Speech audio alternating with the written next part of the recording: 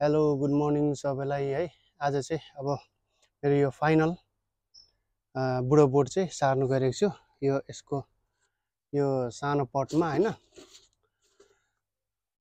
विन्टरमा चाहिँ सबैभन्दा उयो चाहिँ मर्ने भनेको चाहिँ जरा कुहिएर मर्छ होइन, जरा कुहिएर मर्छ। त्यही भएर आजको भिडियो चाहिँ एकदम इम्पोर्टेन्ट छ होइन। त्यसको लागि चाहिँ यो यो चाहिँ 75 लिटरको हो, तर यसलाई चाहिँ म आधी मात्रै युज गर्दैछु। यो हाल्यो भने चाहिँ अलिकति जरा नकुहिएको जस्तो लाग्यो होइन, त्यही भएर यो हाल्दैछु है। ल ल अब चाहिँ यो सुरुमा यो निकाल्ने तरिका त सबैलाई थाहा छँदैछ होइन। ल यसरी यसरी गरेर निकाल्ने हो। जरा चाहिँ निकै लागेको रहेछ है। यस्तो निकाल्ने हो। अनि यसरी टकटकाउने हो होइन। एकदम सजिलो छ है। लु हेरौँ त। अब यसरी सबै फर्स्ट यसरी गर्दैछु होइन। अत्तालिनु पर्दैन, यो मर्छ भनेर मर्दैन यो। ल एकदम इजी छ। ल ठक ठक ठक ठक हान्ने है। ल हेरौँ त, यस्तो मजाले निक्लिन्छ। अब एकदम छिटो हुन्छ है।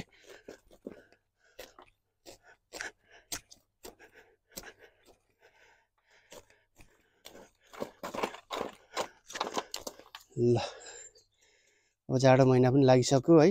डिसेम्बर पनि सकिएला जस्तो भइसक्यो।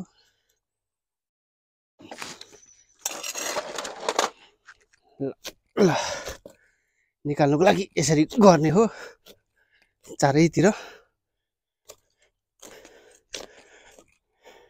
ल मेन विन्टरको प्रब्लम भनेको चाहिँ यो जरा कुहिएर मर्छ क्या बोटहरू। यस्तो मजाले हुन्छ है।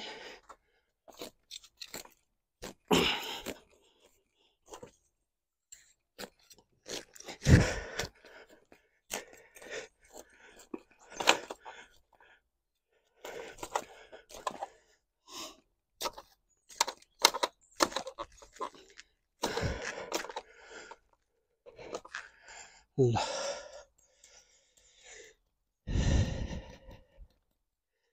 ल ल यो अर्को रो।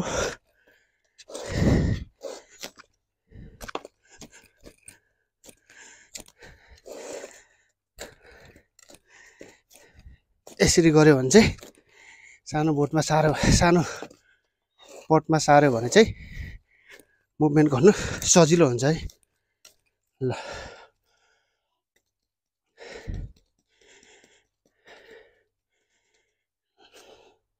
ल अहिले चाहिँ मैले यो सबै खोर्सानीको बोट चाहिँ निकालिसकेको छु है। ल यस्तो भएको छ।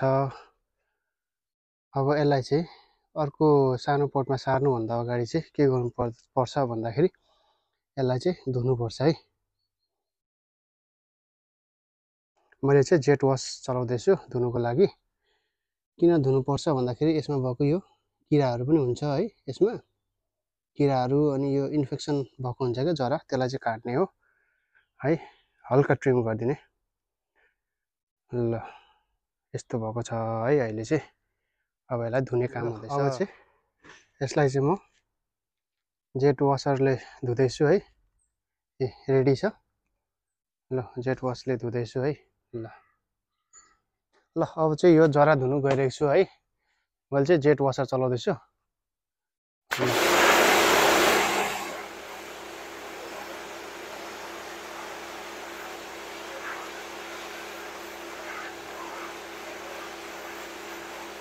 ल यस्तो सेतो भयो होइन।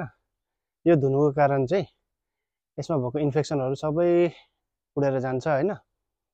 अनि यो किरासिराहरू पनि सबै पखालेर जान्छ। त्यही भएर धुयो भने चाहिँ बेटर हुन्छ है। ल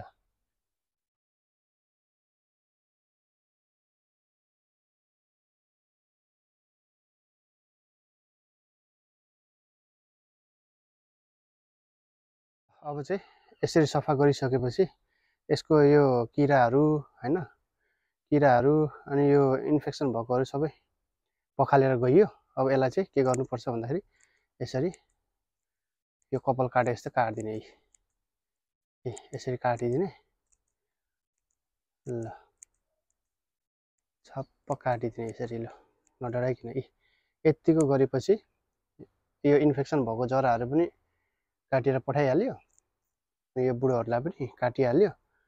अब यो चाहिँ एक्सिलेन्ट भयो है। ल यो मेरो बोर्ड चाहिँ रेडी भयो है। ल बोर्ड चाहिँ यस्तो मजाले पखालेको छ है। ल यसरी रेडी बनाइसकेको छु हैन। ल अब चाहिँ माटो र उयो रेडी गर्ने है। अब यसलाई चाहिँ म फुल हाल्दिनँ है। यसलाई चाहिँ म आधी मात्र हाल्छु है। यो हाल्दाखेरि चाहिँ पक्का जरालाई चाहिँ अलिक खेल्नु पाउँदो रहेछ क्या। त्यही भएर जरा त्यति साह्रो नमर्दो रहेछ।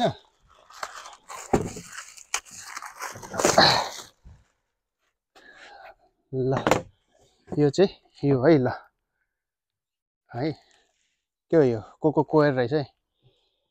ल कोको पिट पनि भन्छ, कोको कोयर पनि भन्छ, के भन्छ। ल अब यसलाई चाहिँ म आधी काट्नु गइरहेछु।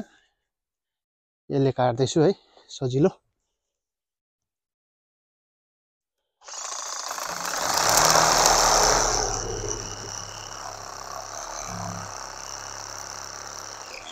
राइट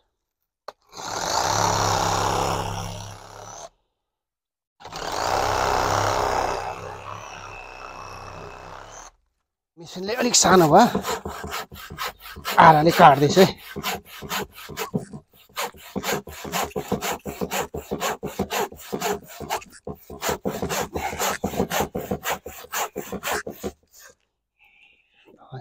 यो चाहिँ कोको कोयर रहेछ हैन। ल कोको पिट पनि भन्छ यसलाई। ल यो चाहिँ नरिवलको धुलोबाट बनाएको है। नरिवलको त्यो खोस्टाको धुलोबाट बनाएको। अब यसलाई चाहिँ हाल्दैछु। ल अब यसलाई चाहिँ भिजाउने हो यसरी। अलिकति टाइम लाग्ने रहेछ हैन।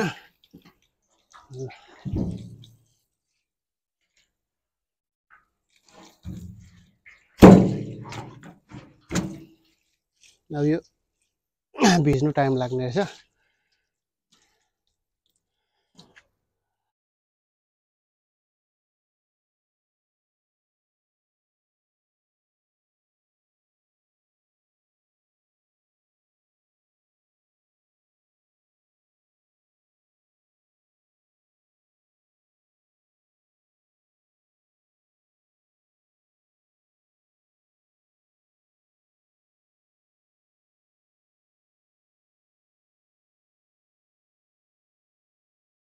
कोको कोयर चाहिँ रेडी भयो है यो। ल यसरी मोल्ने हो है।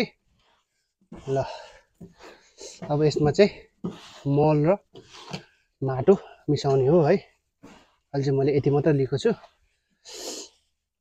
ल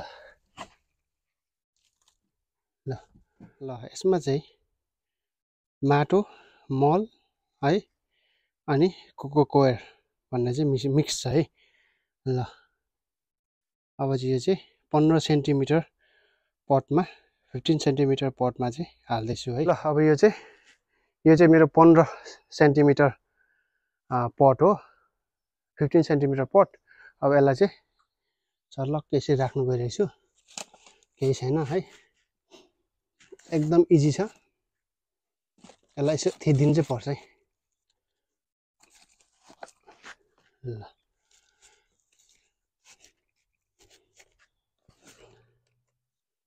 ल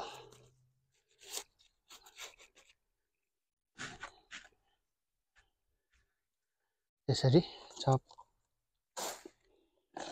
छप्प यो भइहाल्छ है।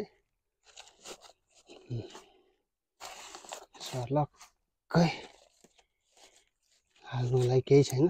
ल